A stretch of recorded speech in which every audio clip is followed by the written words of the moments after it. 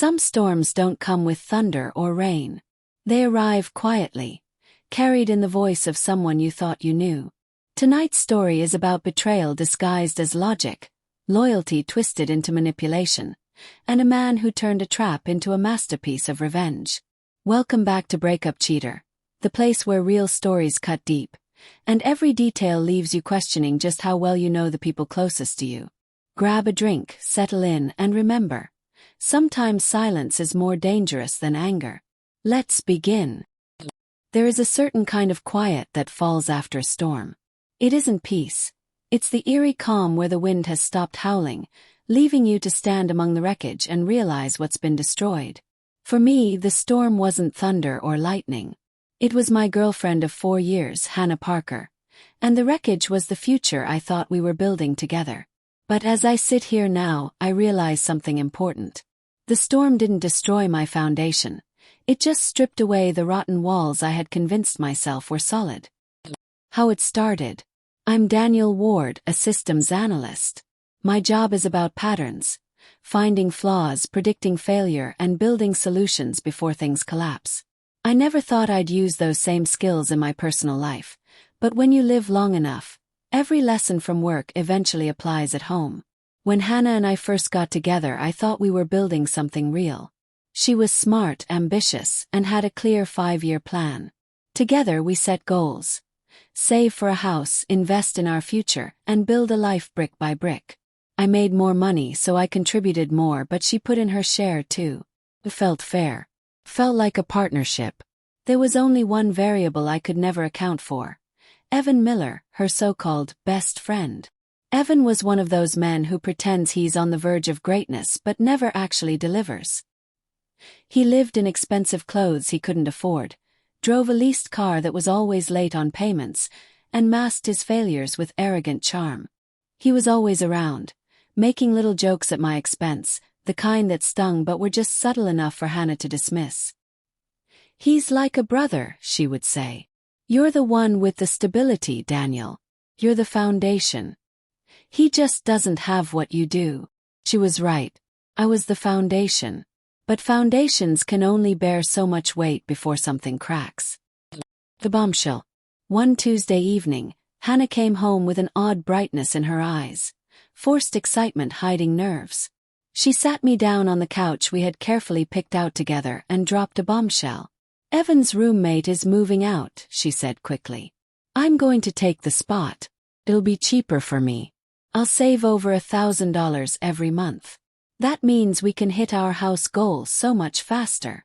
It wasn't a question. It wasn't even a discussion. It was a declaration.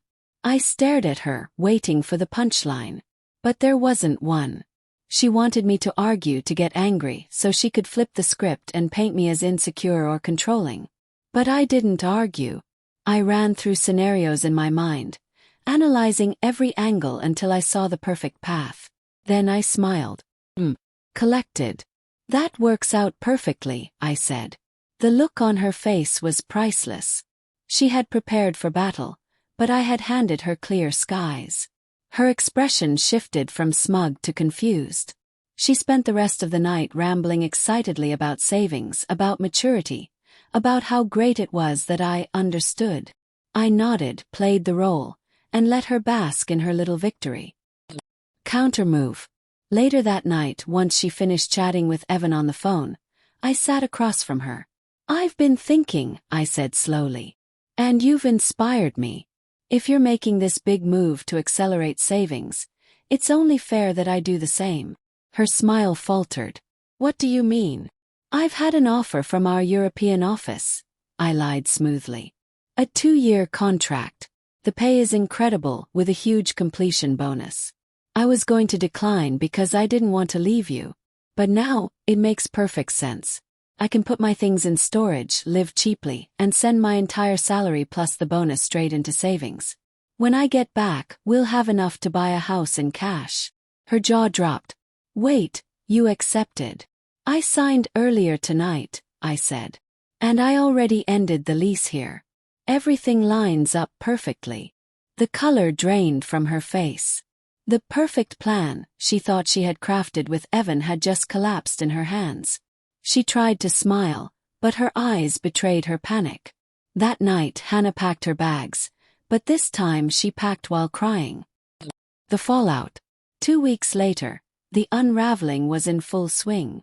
Hannah backtracked furiously, insisting that moving in with Evan had been a stupid idea. She begged me not to go to Europe. But every argument she made, I turned back on her. This is financially smart, Hannah. It's what you wanted. We're just making disciplined decisions for our future. She couldn't argue against her own logic. When we divided our assets, reality hit her hard. She discovered that 90% of our joint savings were from my contributions. When I transferred her portion, the number was shockingly small. She pointed to the furniture. We can sell this and split the money. Actually, I said calmly, showing her receipts. I bought the couch before we met. The television was mine. The dining table. Paid for it myself. These aren't shared assets. By the end, she walked away with nothing but her clothes, a few dishes, and a pitiful amount of cash. Cutting the ties. She moved in with Evan. At first, she posted cheerful photos on social media. Wine glasses, captions about new beginnings. But then the calls started. The car she drove. My name. I sold it. Her phone. On my family plan. I removed her. Streaming accounts, gym memberships. All tied to me. Cut every string. Evan texted me at first with arrogance, then annoyance, then desperation. Bro, Sarah's short on rent. Send money. You ruined her life. Fix it. I never responded. The exposure. When Hannah's mother called me, screaming that I had abandoned her daughter, I realized they were spreading their own version of the story. But I was prepared. Months earlier, when I suspected something, I had started collecting data, monitoring patterns, saving receipts, running a background check on Evan. I discovered unpaid debts, evictions, and schemes. The final proof came from audio logs on our home security system, conversations where Hannah and Evan laughed about how I was their retirement plan, how I was so trusting I'd never see it coming. I compiled everything, data logs, receipts, public records, transcripts, into a clean, password-protected webpage. When mutual friends called to shame me, I sent them the link. Silence followed. Hannah's father called me after seeing the evidence. His voice was heavy with humiliation. He only asked when he could pick up the rest of her things. That was the moment I knew the tide had fully turned. The collapse. In the months that followed, their new beginning became a nightmare. Their landlord, tipped off about Evan's financial history, began eviction proceedings. Hannah lost her job after word of her manipulative plan spread through her small industry. Within weeks, they were broke, desperate, and friendless. Evan blamed Hannah. Their friendship crumbled, and he fled back to his parents' house.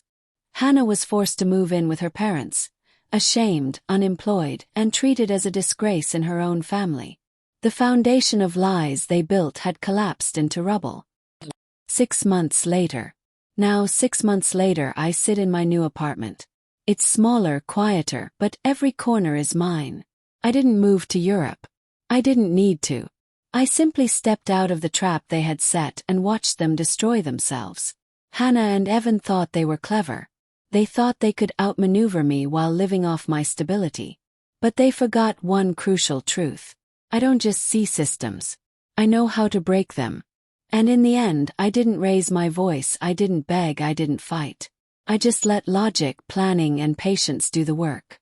Hannah lost everything. Evan lost everything. And I walked away free, calm after the storm. And just like that, the storm passed. Hannah and Evan thought they were clever, but when the dust settled, all they had left was ashes, while Daniel walked away free, calm, and unbroken. What do you think? Was his response cold? Or was it justice? Let me know in the comments. If this story pulled you in, make sure you subscribe, tap the bell so you never miss the next tale, and share this video with someone who needs a reminder that betrayal always carries a cost. Until next time. This is Breakup Cheater signing off, where the truth always finds its way into the light.